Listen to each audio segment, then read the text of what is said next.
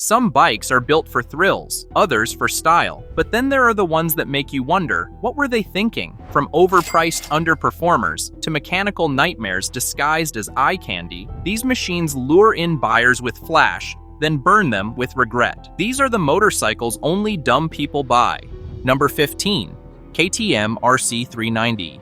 KTM's RC390 promised MotoGP thrills on an entry-level budget with its 373cc single-cylinder engine claiming 43 HP and a race-ready trellis frame. But real-world reliability turned into a minefield of blown head gaskets around 21,000 kilometers and erratic stalling that stranded riders roadside without warning. Electrical gremlins, from faulty fuel sensors to random ECU failure codes, left owners feeling betrayed by KTM's ready-to-race slogan. KTM's track-proven motor and classy equipment did little to disguise a niggling reputation for coming apart when you least expect it. It felt like a betrayal wrapped in orange paint. And if you thought mechanical nightmares were all it had to offer, wait until you hear about its value trap. Despite its aggressive styling and electronics suite, ride-by-wire throttle, cornering ABS, traction control, and an optional quick shifter, the RC390 commands a premium £5,500 price tag that undercuts its value claim when compared to Japanese rivals offering smoother power delivery and superior build quality.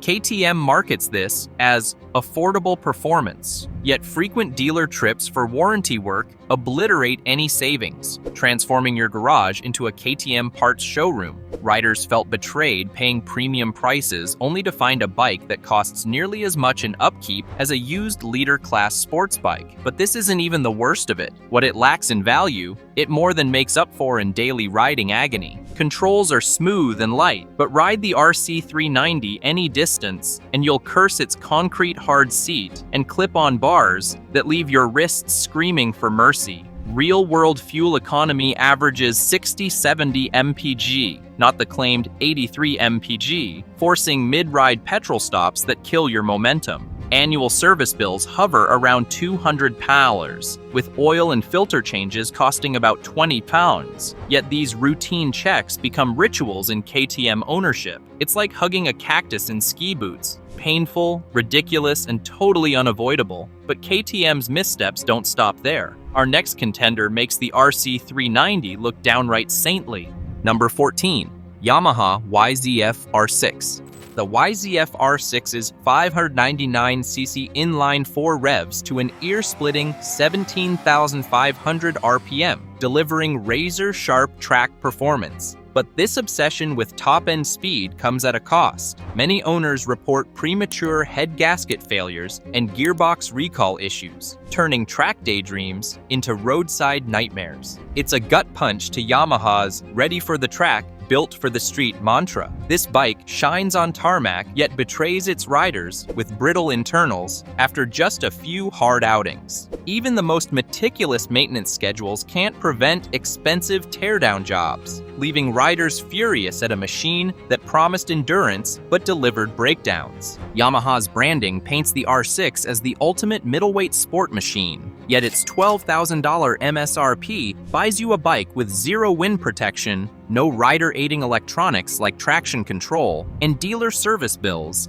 that climb faster than its tachometer needle. Comparable competitors, such as the Honda CBR 600RR, offer similar track prowess alongside street-friendly features, adjustable suspension, genuine windshields, and robust electronic suites, without the same premium price tag. Riders feel cheated when their vaunted R6 turns out to be an overpriced race tool that lacks real-world versatility, a betrayal of expectations wrapped in premium paint. Zip-tying yourself to its narrow clip-ons reveals the R6's true nature, an unforgiving posture that leaves wrists screaming after just 20 highway miles, and a peaky power band that makes city riding feel like defusing a grenade while blindfolded. Fuel economy, rated at a modest 45 mpg, plummets under spirited use, demanding mid-ride gas stops that shred any momentum. Combined with its spongy bi-brie brakes, which require four-finger inputs to scrub speed, daily commuting becomes a test of endurance rather than pleasure. But if you thought the R6's flaws were bad, wait until you see the next bike that promised luxury yet delivered nothing but buyer's remorse.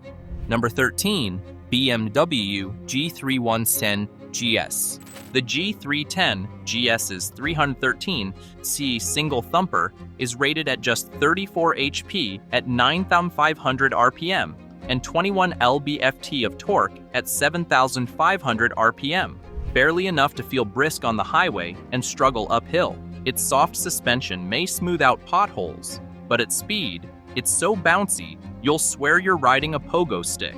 And that snatchy throttle below 4,000 RPM makes city crawling feel like playing tag with a gremlin. Owners report repeated breakdowns from simple battery faults that required swapping to an aftermarket battery to keep it alive. It promised BMW's legendary reliability, but left riders stranded on the side of the road. BMW trots out the GS Promise mantra: perfect function, robustness, and off-road prowess in a sub-500cc package. But those ideals stop at the showroom door. At a list price of around 5,890 yen, you're paying BMW money for commuter scooter performance, all while a Honda CB500X offers bulletproof reliability and more power for only slightly more cash. Scratch that premium badge's surface and find a commuter bike in fancy clothes, plagued by imported from India component quirks. But if badge snobbery is the worst of it, wait till you hear about its seating issues.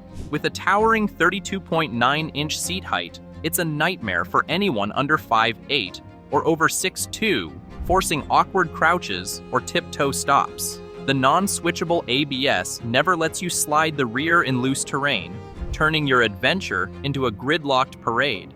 Combine that with regular dealer visits for battery and electrical gremlins, and any bargain quickly vanishes under warranty bills. Owning a G310 GS is like buying a designer toddler's trike and expecting to conquer Everest. And if subpar comfort wasn't enough, the next bike on our list takes disappointment to a whole new level.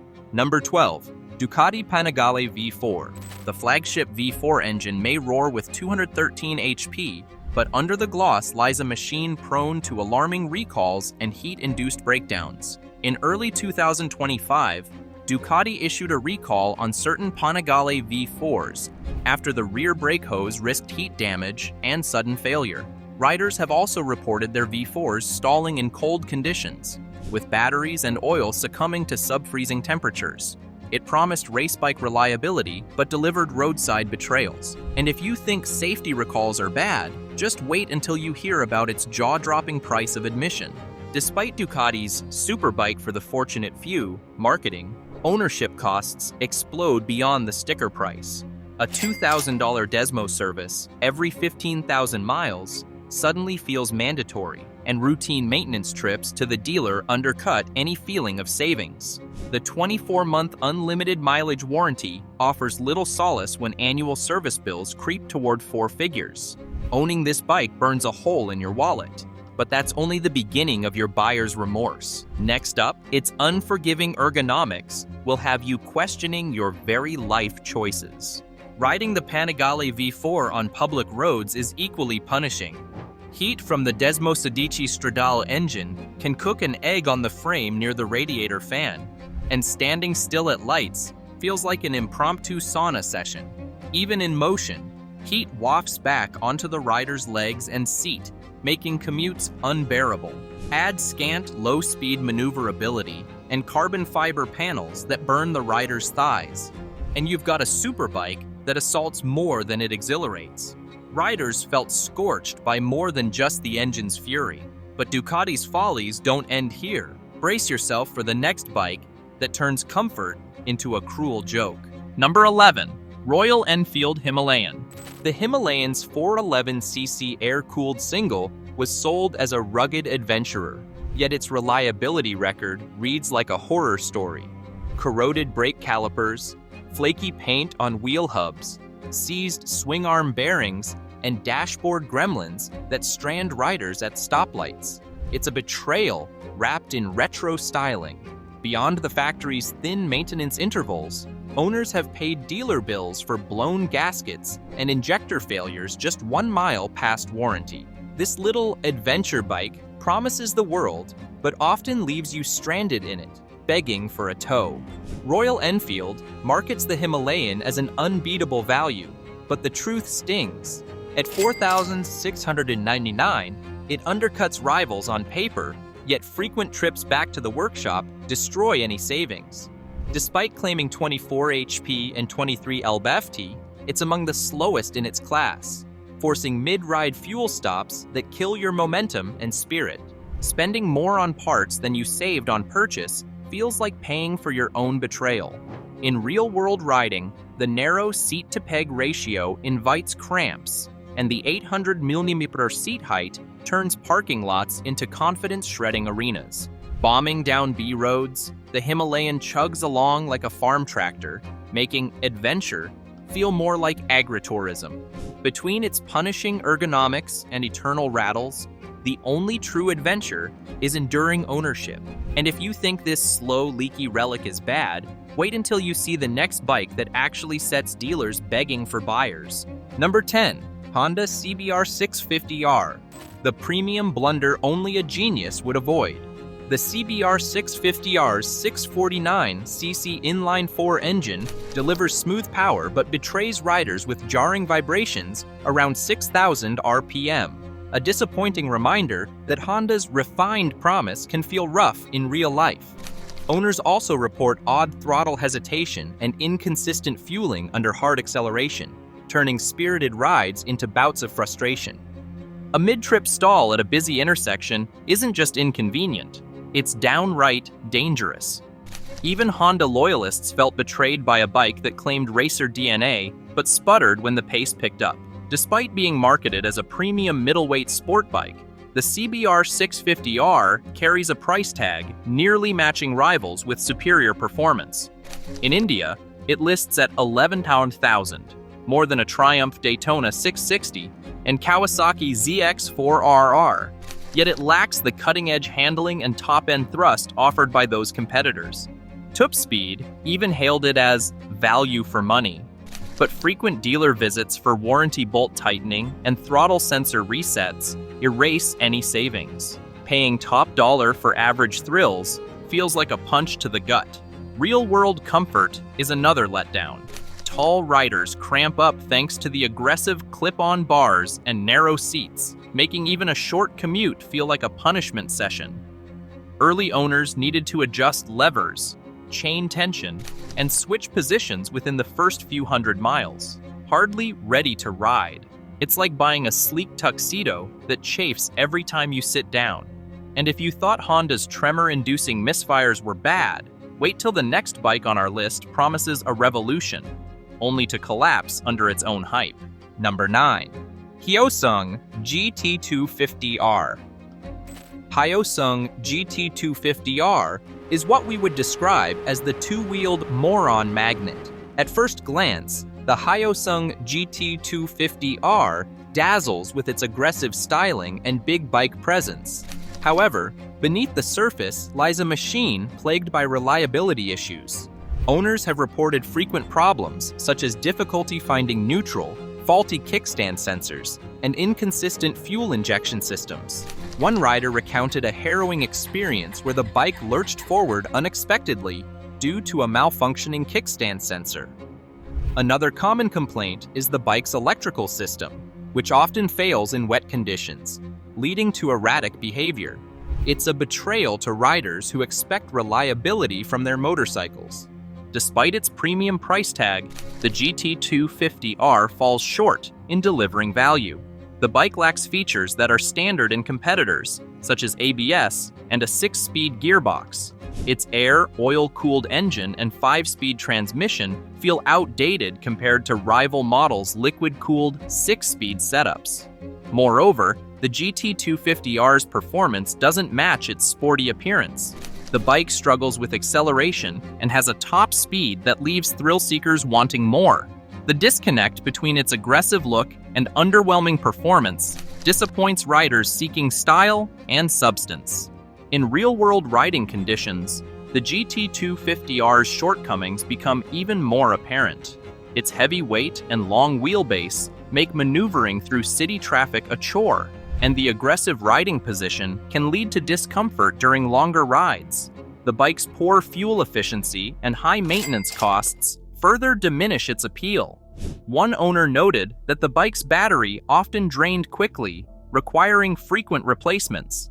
These practical issues and its mechanical unreliability make the GT250R a less than ideal choice for everyday riders.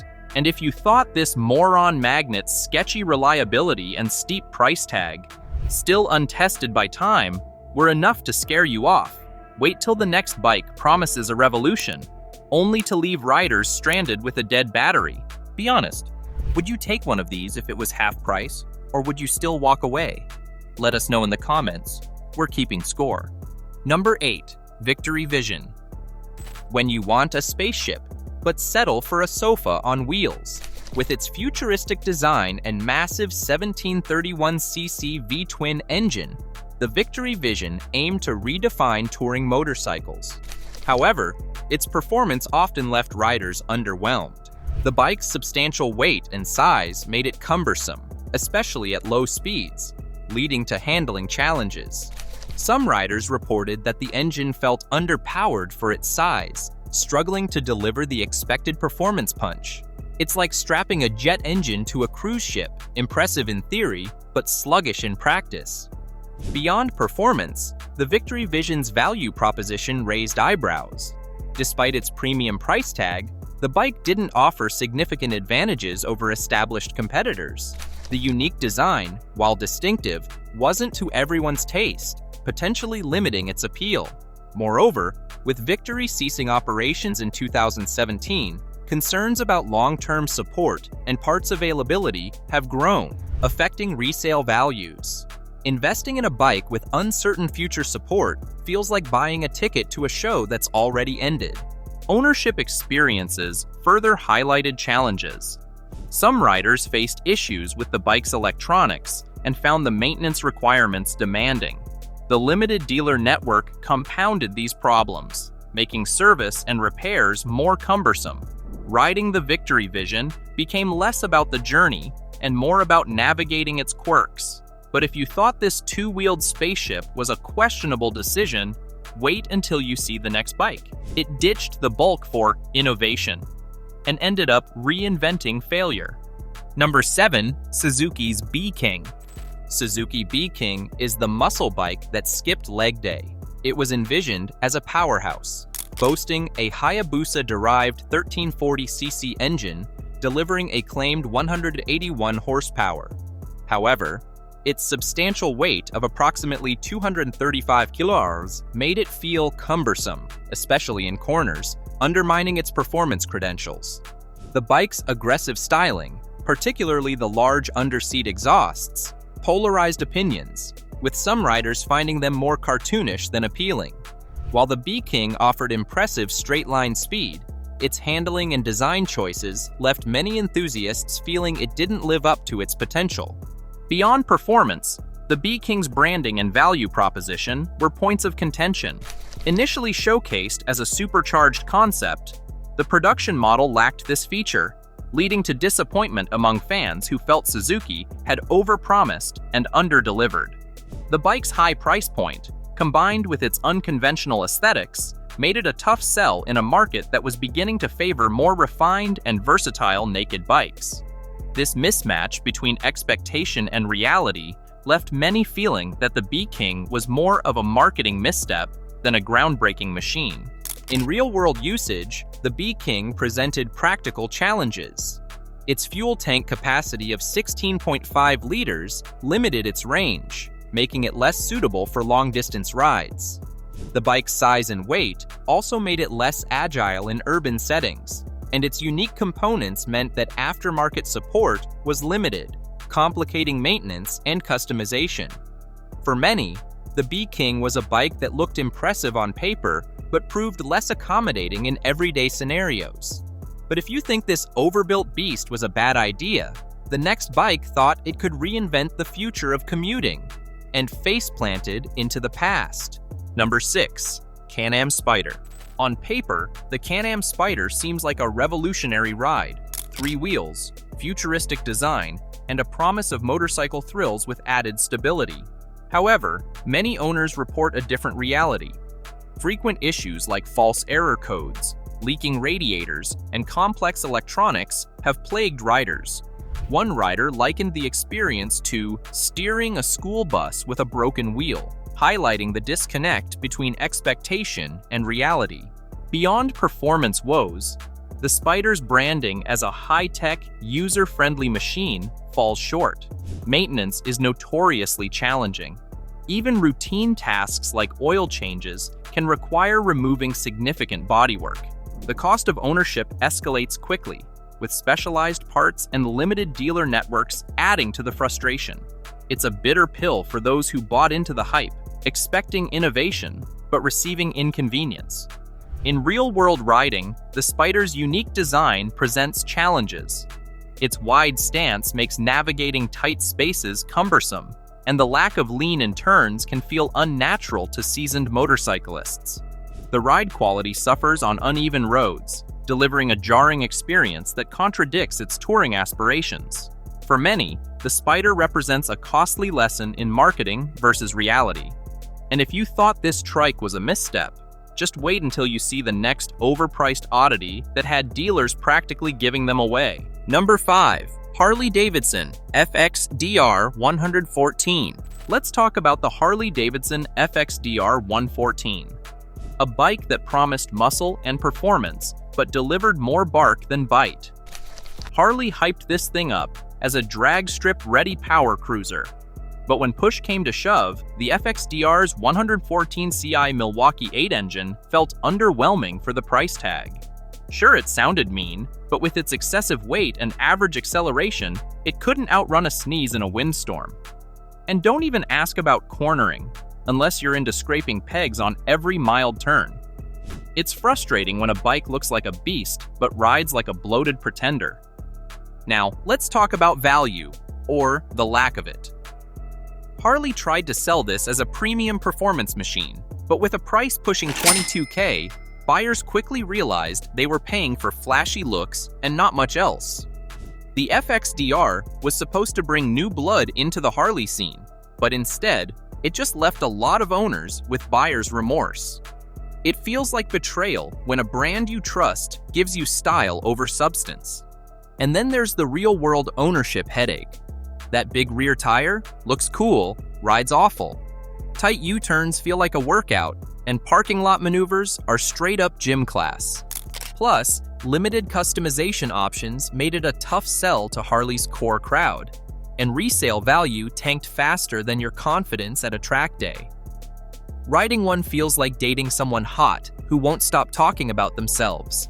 And if you thought this Harley was hard to love, wait till you see the next bike that literally turned into a punchline in online forums. Number 4. HarleyDavidson Street 500/750. The Street 500 and 750 were supposed to be Harley-Davidson's answer to beginner-friendly cruisers. Instead, they showed up with underwhelming performance, weird handling, and a V-twin that felt like it was choking on its own exhaust. These bikes were sluggish off the line, had awkward ergonomics, and couldn't hang in either the cruiser world or the beginner bike scene. For a brand built on torque and roar, the Street series delivered the soul of a lawnmower. It's like ordering a steak and getting a soggy microwave burrito, cold in the middle, hot with disappointment. Then there's the branding, Street, as if this thing was built to own the urban jungle. In reality, Harley cut corners left and right, budget brakes, dull styling, and questionable build quality, all under a badge that screams premium. For what you paid, you got a cheap imitation of Harley heritage. But here's where it gets really painful. Real-world ownership was a constant headache. Owners complained about parts availability, weak resale value, and a riding experience that wore thin after a week. Even loyal Harley riders raised eyebrows. Buying one felt less like joining a brotherhood and more like being shoved into a sad little timeout corner. And if you thought this was a sad attempt at making a Harley for the people, wait until you see the next bike, a legend that turned into a punchline. Number 3. MV Agusta's Turismo Veloce 800. The MV Augusta Turismo Veloce 800 is the exotic tourer that forgot how to tour. MV Agusta's Turismo Veloce 800, with its 798cc triple engine and 110 horsepower, promises thrilling performance. However, in real-world riding, it often falls short. The SAC's semi-active suspension, while advanced, only adjusts damping and not preload, leading to a ride that can feel stiff and uncomfortable over long distances. Additionally, issues like a faulty rear brake and coolant temperature sensor have been reported by owners. Priced between $17,990 and £19,000, the Turismo Veloce is significantly more expensive than competitors like the Yamaha Tracer 900 GT, which offers similar features at a lower price. Despite its premium price, the bike lacks some expected touring features, such as a center stand and under-seat storage, making it less practical for long journeys. In everyday use, the Turismo Veloce's aggressive riding position and limited comfort can be a drawback. The bike's design, while striking, may not suit all riders, especially those seeking a more relaxed touring experience. It's a bike that looks fast, standing still, but doesn't always deliver on the road. It had the looks of Italian art and the reliability of an espresso machine during a power outage. If this was MV's idea of long-distance comfort, maybe they meant emotional distance. But buckle up, because the next bike promised raw performance and delivered raw disappointment. Number 2. Yamaha YZFR7. The Yamaha YZFR7 is a sport bike that looks like a race-ready machine, but falls short when it comes to performance. Powered by a 689cc parallel twin engine, it delivers a modest 73 horsepower. While this is adequate for casual riding, it pales in comparison to its competitors in the supersport category.